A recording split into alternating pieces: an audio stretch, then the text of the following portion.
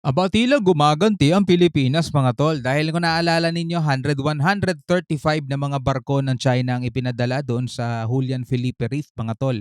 So dito sa balita mula sa UNTV, no, dagdag na mga barko ng PH Navy at PCG ipinadala sa West Philippine Sea sa gitna ng Chinese swarming. Yun nga no, yung pagpapadala ng mga barko ng China, napakarami nun, 135 mga tol. So gumanti ang Pilipinas no, nagpadala rin ng dagdag na PH Navy at PCG, no, ipinadala sa West Philippine Sea. So isa to sa mga balitang panonoorin natin mga tol. Bibigyan natin to ng reaction video and commentary. Bago yan, huwag niyong kalimutan mag-subscribe. Click niyo na rin ang notification bell para ma-notify ka whenever na may mga bago tayong reaction video ganito. And maraming salamat sa mga nakakasama na natin since day one mga kapatid. No? Maraming salamat sa mga nagko-comment, sa mga nagme-message sa akin sa Facebook. Maraming salamat sa inyo mga tol. Yan, sobrang thank you talaga. So ito, wag na natin patagalin pa. Panoorin na natin to mga kapatid.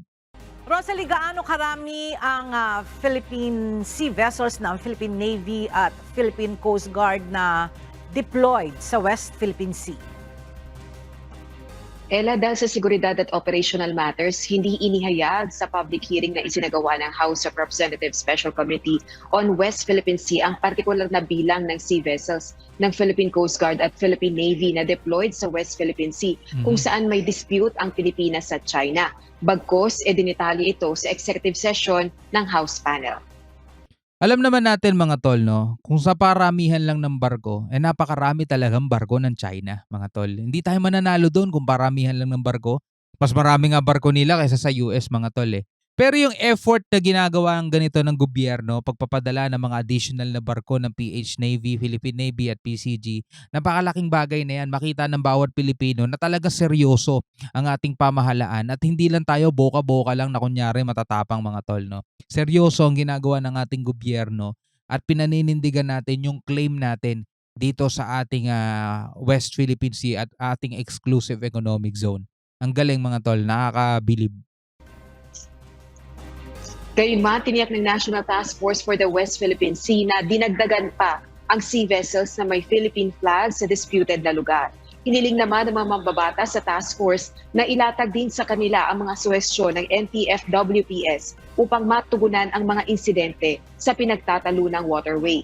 Sa gitna ito ng matinding deployment ng Chinese militia vessels sa lugar kamakailan at pangambang umigting din ang mga insidente roon. Nangako rin ng mga kongresista na ikokonsidera nila ang mga hiling na dagdag na pondo upang patatagin ang puwersa ng Philippine Coast Guard at Philippine Navy. Tama, kaysa kung ano-ano pinag-uusapan nila dyan, di ba?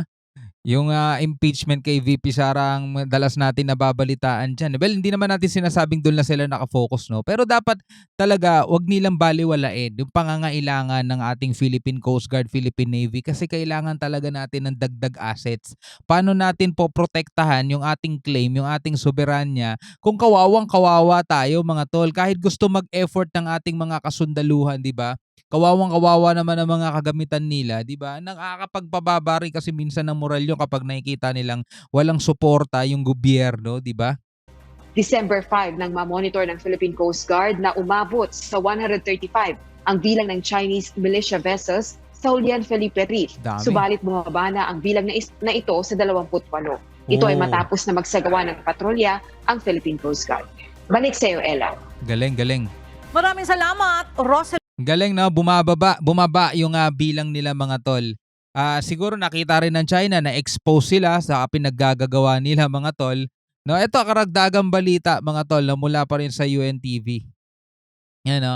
PCG Navy ginagawa ang lahat para mabantayan ng West Philippine Sea kahit kulang sa kapasidad. Yun yung sinasabi natin kanina mga tol. No, gustuhin man ng ating PCG na talagang mabantayan ang kabuuan ng West Philippine Sea. Unang-una kulang tayo sa barko mga tol. 'Di ba? Kulang na kulang yung mga barkong nagpapatrolya sa atin. Kaya nga minsan humihingi tayo ng tulong sa ibang bansa, tas kinokontra pa ng ilang mga senator natin at ilang mga mambabatas. Pero kikita nyo naman yung effort ng PCG na kahit na kulang sila kapasidad mga tol, ginagawa pa rin nila ang lahat ng kanilang mga makakaya. Ito yung mga makabagong bayani natin. No? Panoorin natin to. Nakukulangan si House Deputy Minority Leader at ACT Teachers Party List Representative Franz Castro sa hakbang ng Philippine Government Franz Castro Forces naman sa West Kasi masyado silang nakafocus kay VP Sara eh. 'Di ba? Ngayon siya nagrereklamo, nakukulangan siya. Anong gusto mo? 'Di ba? Gagawa ng magic ang PCG. Paanong hindi makukulangan eh, kulang nga ang kapasidad ng PCG natin, 'di ba? Naghahanap ka ng bigger na naghahanap ka ng malaking effort, malaking kakayanan, tapos ang kakayanan lang ng asset nila is ganito lang. Malabo naman din talaga eh, no? Philippine Sea. Sa pagdinig ng House Special Committee on the West Philippine Sea, ipinahayag ng mambabatas ang pagkadismaya sa anyay hindi sapat ang hakbang ng mga ito kaya patuloy na inaabuso ng China ang karapatan ng Pilipinas. Si Franz Castro, padala nyo doon. Kailan nga lang ay muling namataan ang pagdami ng Chinese militia vessels sa Julian Felipe Reef. Pakinggan natin ang pahayag ni House Deputy Minority Leader at ACT Teachers Party List Representative Franz Castro. Whether magkaroon ng Chinese vessel doon o hindi, so paano natin, sana maging proactive tayo, hindi tayo reactive. 'Di ba? So, tapos, parang, magwa 1 month bago tayo nag-react. So, ang ginagawa lang natin, tinitignan lang natin sila. Na-monitor nyo na eh, November 5 and 6 eh, hanggang sa bumaba na siya. So 135.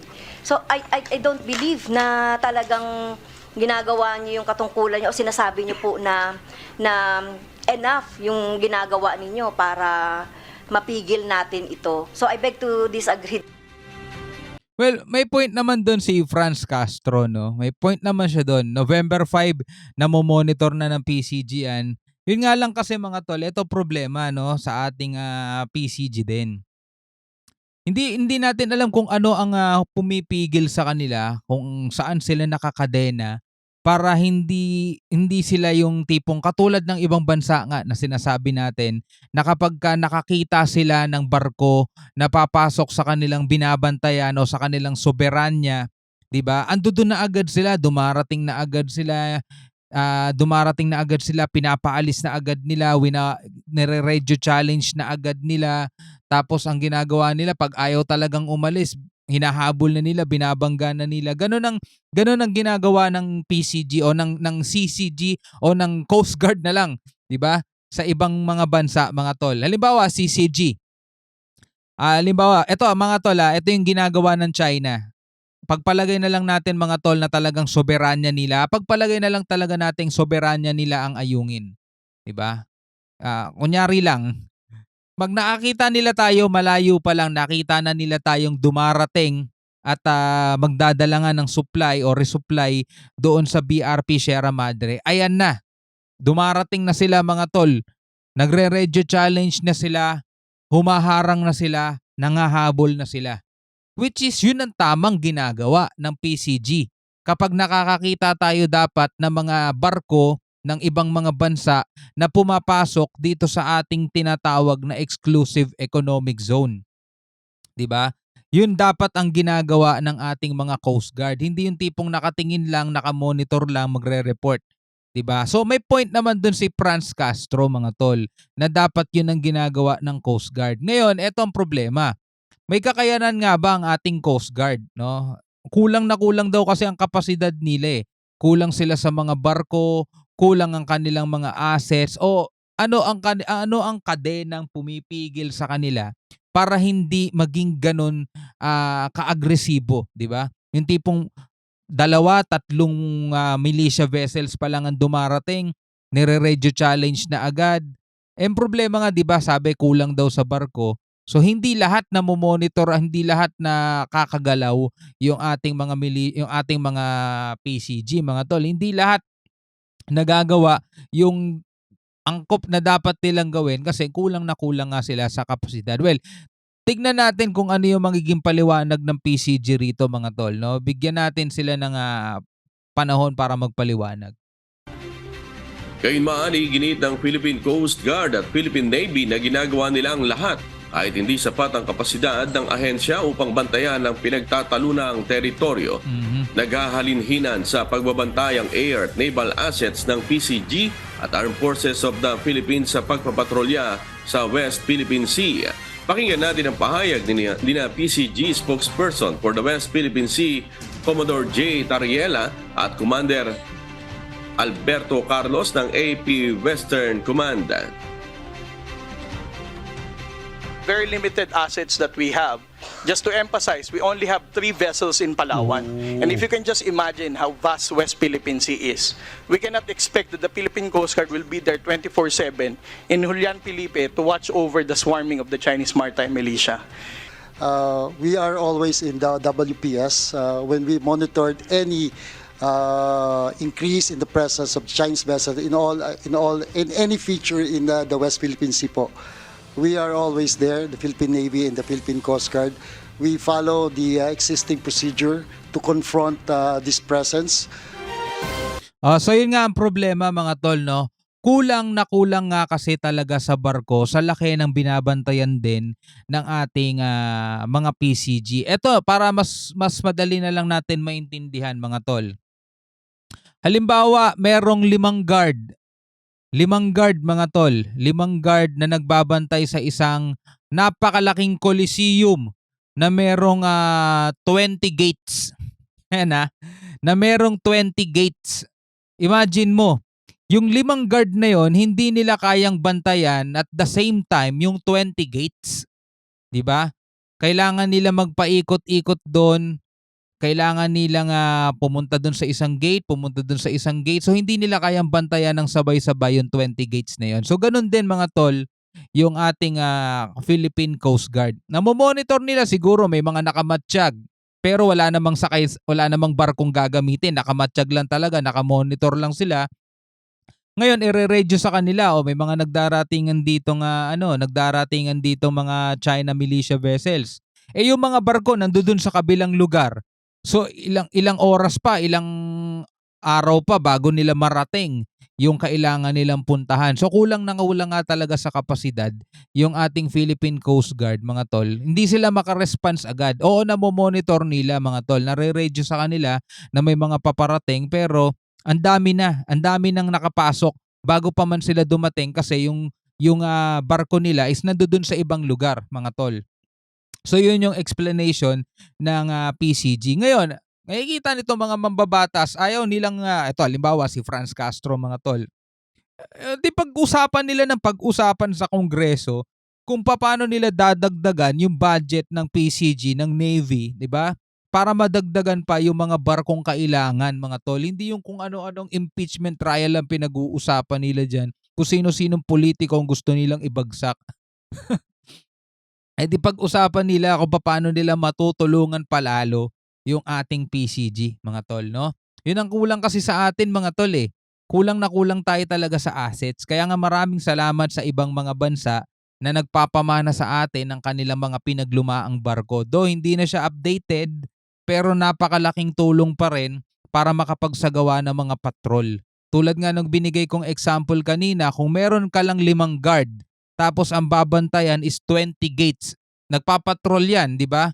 So hindi mo ma-expect na katulad nung sa PCG is 24/7 nilang mababantayan lahat ng lugar sa West Philippine Sea mga tol. Hindi yan maliit, hindi yan maliit na lugar. Napakalaking lugar niyan. 100 kilometers ang lawak niyan, mga tol. Hindi lang 100 kilometers, mas malaki pa. 'Di ba? So hindi talaga ganoon kadali. Hindi pag sinabing na report na may pumapasok na Chinese Coast Guard in a blink of an eye, ando doon na agad ang Coast Guard natin. Hindi ganoon din kasi kulang na kulang tayo sa assets natin. So ikaw bilang isang Pilipino, ano ang masasabi mo dito sa video nga napanood natin? Pwede kang magkomento sa ibaba at pwede kang magbigay ng iyong opinion, no? Basahin natin yan sa comment section sa ibaba. Hanggang sa muli mga kapatid, ako nga pala si Shobal D.